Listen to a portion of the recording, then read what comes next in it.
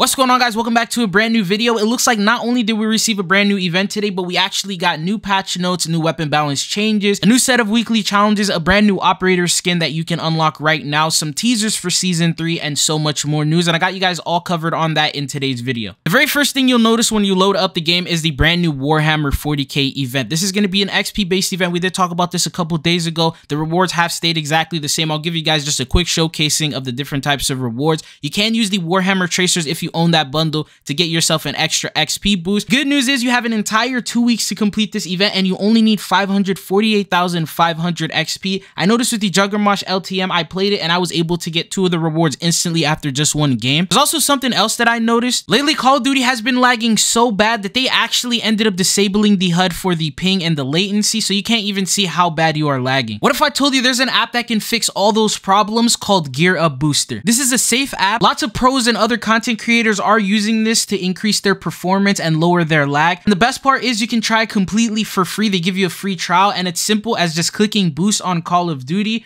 opening up the app and seeing the major difference. As you can see here, it dropped my ping to under 20 with over 100% improvement. The last time I talked about GearUp Booster, I also saw a lot of positive comments with players getting their ping down as low as 5. GearUp Booster is also available on your phone with a very easy to use app. I was able to lower my ping on COD Mobile by over 80%. And if you're on console, don't worry, they also have a gaming router called HyperRev that can do the same exact thing. Be sure to give GearUp Booster a try. I'll have the link down in the description. Let me know how low you can get your ping. A huge thank you to GearUp Booster for sponsoring today's video. Something else that they did was also return some older maps. For example, in the Juggermosh LTM, you have access to Rio, DOS House, the return of Tetanus, Spore Yard, and Shipmist. And for those of you guys who are interested in the remainder of the Vortex map, for example, Satan's Quarry, then there's the new ones that we have Skid Grow as well as Airborne for Terminal. These are going to be added with the next event that's going to be taking place in 2 weeks from now, which will be replacing this new Warhammer event. But on top of that, we also received a new store update. This brought in 2 different weapon bundles. You're probably wondering like, okay, why is this guy reviewing weapon bundles? I usually don't do that, but there's actually a special case because if you end up purchasing both these weapon bundles, which is the first one is called Instant Nudes, and it comes in with the new weapon for the SOA Subvitter, a really odd name for this bundle. The second one is called Wagyu, and you can see here one of them is 1600, the other one's 1800, bringing the total to 3400 COD points. And the reason why I'm telling you about this is because if you purchase both of them, you unlock a quote-unquote Japanese food reward, which technically isn't a reward because it costs 3400, and that will unlock you the Hunger Pains operator skin, which is what this operator skin looks like. I did make a video talking about her in the past, but I just wanted to let you know that with today's update, she is now currently live and you'll be able to get her if you choose to purchase both of these weapon bundles. The next new piece of content we have are the new sets of weekly challenges now available. This is going to be for week 6, meaning once you complete these, there's only 2 weeks left until you're able to get the Rotten Inferno animated camo. I'll go ahead and showcase some of these camos. They heavily rely a little bit more on the Holger 556 as well as getting hipfire and tac stance eliminations. I recommend doing DOS House. I was able to finish these and this will reward you with the Jack Backsaw kit, which will be for the Holger 556, and what it does is it actually shoots double the bullets, so instead of shooting 1, it'll shoot 2 bullets.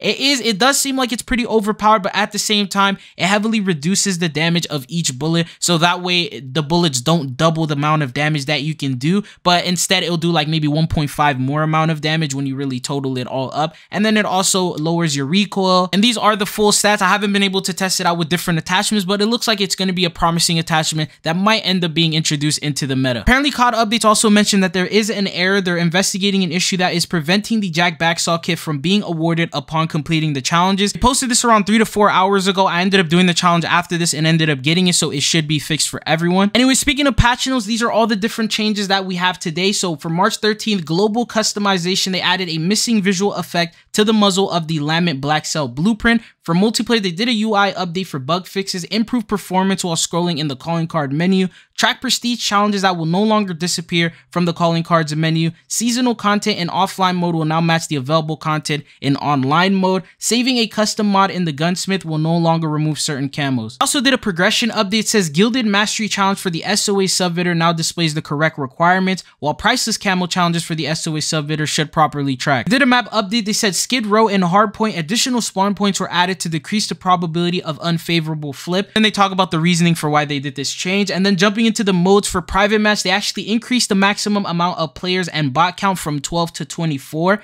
For the weapon attachments and changes, the Holger 556 Ascent Lord stock revised attachment description to better reflect its true stats. This heavy stock provides better accuracy and recoil control. The FR 5.56 FR Sprinter and Recon stock pad stocks. For that one, they replaced the sprint speed with tactical sprint speed in the list of pros along with the true stats. For the Rival 9, the Trebuchet brake muzzle replaced duplicate Jack BFB with the correct name and description. Here's where they actually did some changes. For the Haymaker's Jack Maglift kit, increased minimum hip fire spread from 3.5 to 4.9, which was a 40% nerf. They also increased the maximum hip fire spread from 4.4 to 6.2 by 41%, and they increased the tactical stance spread from 3 to 4.2, which is also a 40% nerf. For sniper rifles, the longbow, the Jack Tyrant 7.62 kit removed 30% hipfire spread benefit, increase aim down sight time from 390 to 470 by 20%. Looks like they ended up nerfing it. And then for rank play, they added another restriction, and that is the Jack Glassless optic. Jumping into zombies, only small changes. Says gameplay addressed an issue that prevented the Elder Sigil from dropping in the new Season 2 Dark Aether Rift if players had not completed the Season 1 Dark Aether Rift. Addressed an issue that would knock back containment levels by 1 tier when exfilling from Dark Aether Rifts. Addressed an issue that prevented containment levels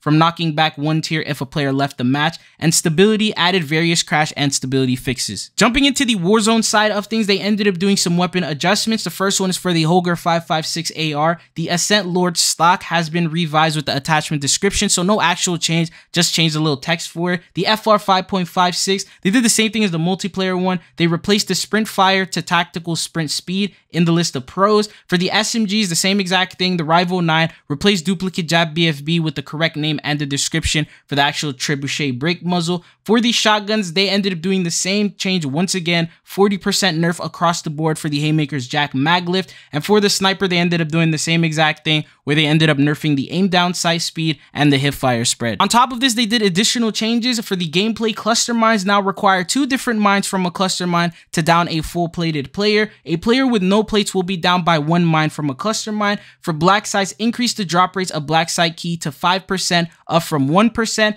And for the bug fixes, fixed an issue causing the bunker buster to fire from incorrect position when on a moving platform. Fix the collision issue on Fortune's Keep, allowing players to exploit under the map, and fix a collision issue that caused the Geiger counter to be irretrievable. Anyways, these are all the patch notes that you need to know about with today's brand new update. On top of that, we also received a brand new teaser for the Season 3 update from a content creator named Rolo. He ended up getting off of a creator call for Season 3 of Warzone, and he mentions, all I gotta say is Warzone is back. This season is going to break Twitter. Now, this is something that I'm not going to lie, we have seen quite a bit of times being said by content creators. Every time they come out of these meetings, they're just super excited. They mention about how these changes are going to save Warzone. They're going to make a big difference to the community, and they're going to be something that we really need. But this time, I feel like it might actually be different, because the first thing that we are expecting with Warzone in Season 3 is the return of Rebirth Island. Along with Verdansk, this is one of the most popular maps that we've ever seen added into Warzone. This has been a highly requested map, and it looks like from the loading screen that was found in the files, it looks like it's prepared to be added within the next big update, which is going to be in Season 3. And if these content creators actually ended up getting an early look at it, maybe they got to play test it, they got to see some gameplay footage, it looks like maybe it's pleasing and they didn't update it or change it or alter it to a degree where it doesn't feel like the OG Rebirth Island. Fortune's Keep, I feel like they did a good job. Although they did some map changes here and there, it still kept to that root of Fortune's Keep. But Rebirth Island is a whole nother level of fan favorite, and if they keep it the same way that it originally was and maybe update the quality or the graphics, then maybe this is something that everyone else wants to see here added in the community. And this is the first teaser we have received so far in terms of this that hasn't been a leak, so maybe within the next upcoming weeks